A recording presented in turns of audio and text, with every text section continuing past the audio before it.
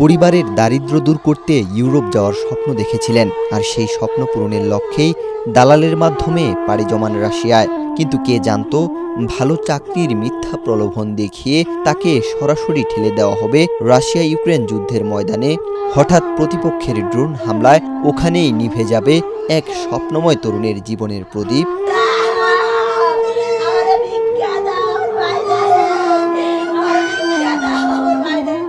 মোটা অঙ্কের বেতনের চাকরি আর পরে ইউরোপে পাঠানোর প্রলোভন, সেই রঙিন স্বপ্ন দেখেই মাদারীপুরের যুবক সুরুজ কাজীকে পাঠানো হয়েছিল রাশিয়ায়। কিন্তু সেখানে কাজের পরিবর্তে তাকে জড়িয়ে ফেলা হয় রাশিয়া ইউক্রেন যুদ্ধে। শেষ পর্যন্ত ইউক্রেনীয় বাহিনীর ড্রোন হামলায় প্রাণ হারান সুরুজ কাজী নামের ওই যুবক। একমাত্র উপার্জনক্ষম সন্তানের অকাল মৃত্যুর খবরে পরিবারে এখন চলছে শোকের মাতম।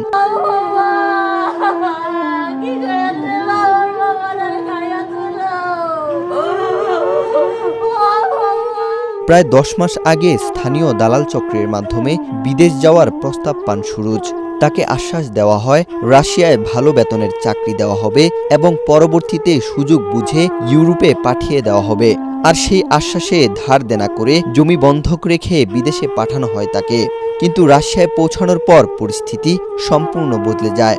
পরিবারের অভিযোগ, চাকরির পরিবর্তে বাংলাদেশি দালাল ও আন্তর্জাতিক রিক্রুটিং চক্রের মাধ্যমে তাকে জোরপূর্বক রাশিয়ান সেনাবাহিনীতে যুক্ত করা হয়।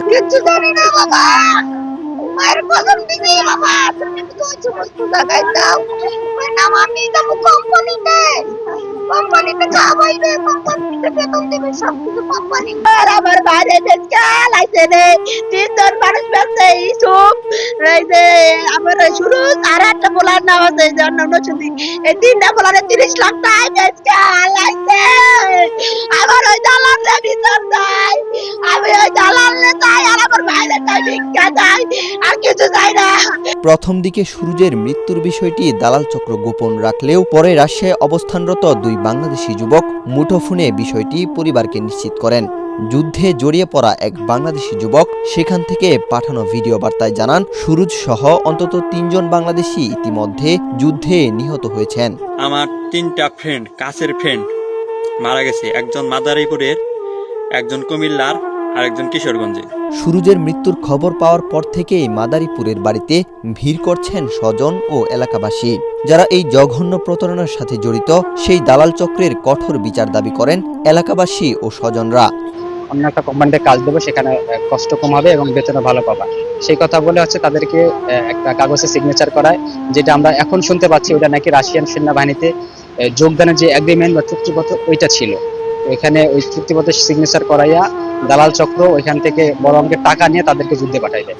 আমাদের উক্ত এলাকাবাসীর দাবি থাকবে যে এই দালাল চক্রদেরকে আমাদের নির্মূল করতে হবে।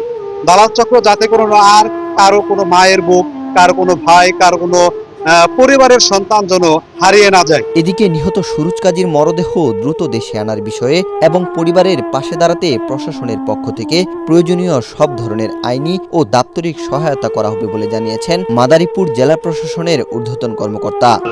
লাশটি আনার বিষয়ে আমরা সরকারিভাবে যথেষ্ট চেষ্টা করব। তার তথ্যটা আমরা এখনো অফিসিয়ালি পাই নাই।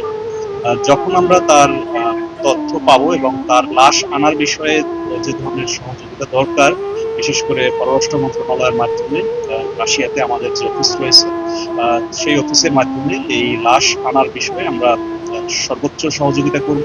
বিদেশে চাকরির স্বপ্ন দেখিয়ে প্রতারণার মাধ্যমে তরুণদের যুদ্ধক্ষেত্রে পাঠানোর অভিযোগে জড়িত রিক্রুটিং এজেন্সি ও দালালদের দৃষ্টান্তমূলক শাস্তির দাবি জানিয়েছেন স্বজন ও এলাকাবাসী। একই সঙ্গে সরকারের কাছে দ্রুত সুরুজ কাজীর মরদেহ দেশে ফিরিয়ে এনে শেষবারের মতো দেখার সুযোগ করে দেওয়ার আহ্বান জানিয়েছেন তারা।